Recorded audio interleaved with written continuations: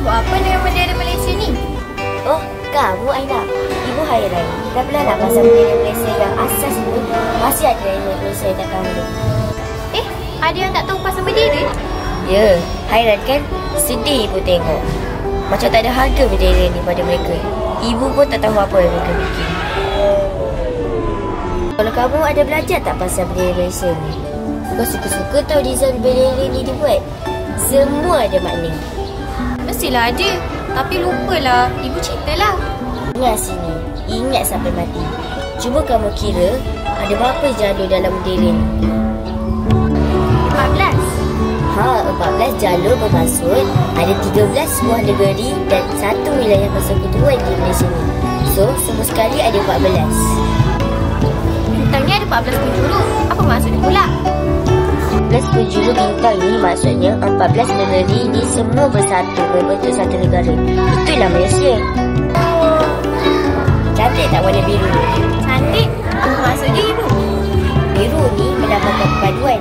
Dalam Malaysia ni ada 3 bangsa utama, Melayu, Cina dan India. Perpaduan kita ni sangat ramai. Kadang-kadang kita tak sedar pun makanan yang kita makan tu adalah makanan tradisi bangsa lain. Ya ke? Contohnya?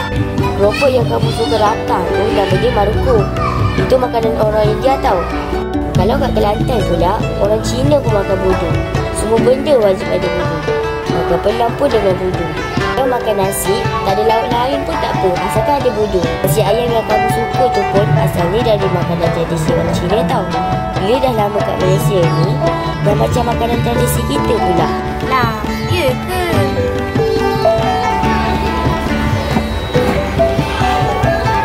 Bulan Sabit ni cerita pasal apa pula? Bulan Sabit ni melambangkan agama Islam sebagai agama persekutuan. Satu-satunya agama di Malaysia ni bukan setakat diamalkan, malah boleh disebarkan secara terbuka. Agama lain tak boleh macam tu. Oh, agama kita ni special lah kan? Biar special. Satu-satunya agama yang diterima oleh Allah, pencipta dan pemelihara kita semua. Nikmat yang tak mampu diungkapkan dengan kata-kata. Ibu, putih ni memang ruang kosong atau sengaja diwarnakan putih? Kesucian, keikhlasan dan kesungguhan. Kita sebagai rakyat Malaysia yang bertuah ni, jangan malas-malas. Buat satu kerja tu, biar all out. Jangan buat halal-balal. Kalau bukan asbab nenek moyang kita dulu bersungguh berjuang, belum tentu kita boleh duduk selesa macam sekarang ni. Tak kisahlah dalam pelajaran ke, sukan ke, tugasan ke, biar kita buat betul-betul. Jangan asyik scroll phone je. Kalau tak suka, kita buat benda larang.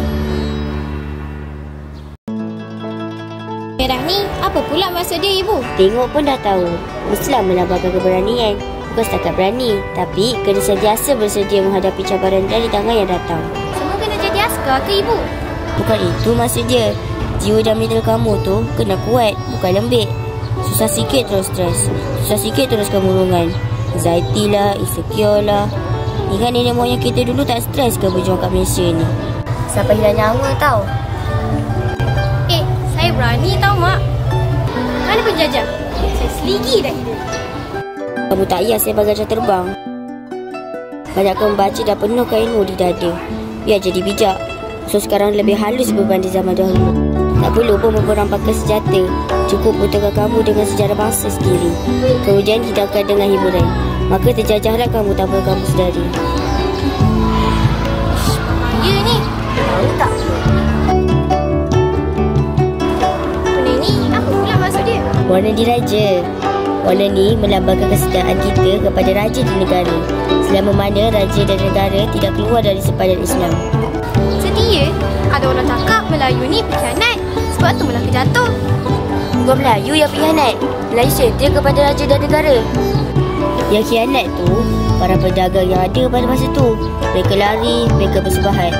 Siap bagi idea kat Portugis untuk jatuhkan Melaka. Bekalan berat disekat selama 2 minggu. Habis ke bulu orang-orang kita pada situ. Sampai nenek moyang kita ambil daun-daun pokok dan ulat-ulat untuk dimakan. Sebelum-sebelum tu pun Portugis dah cuba juga nak tawan Melaka, tapi gagal sebab kubur Melaka ni kuat. Kubur terkuat Melaka adalah masjid. Kalau ibu nak cerita semua ni, dah sempat. Video ni pun lebih kurang 3 minit je. Mari sini ibu. Malaysia ni tanah bertuah tau. Allah kurniakan pelbagai kekayaan. Nanti kamu dah besar, jangan kamu gadaikan tanah ni dengan habuan tak seberapa pula. Nenek moyang kita dulu bermandi darah mempertahankan tanah ni. Mereka bukan setakat ada level keberanian luar biasa, malah kuat imannya. Daripada sekarang, kamu kena penuhkan ilmu dan pengalaman di dada kamu. Barulah hadir kebijaksanaan dalam keputusan kehidupan kamu. Bawa Islam ke mana sahaja kamu berada. Pertahankan bumi bertuah ini. Jangan biarkan si harbi menguasainya. Berdoalah agar Allah buka hati dan mata kamu untuk lihat yang baik itu sebagai perkara yang baik, dan lihatlah perkara yang jahat itu sebagai perkara yang jahat. Mintalah kekuatan daripada Allah untuk kamu terus istiqamah mempertahankan agama dan bangsa di Malaysia ni. Ingat, masa kita akan berlalu. Jadi, wariskanlah legasi agama dan bangsa ini dengan baik. Jangan sampai pasal bendera negara sendiri pun malu dan tak tahu.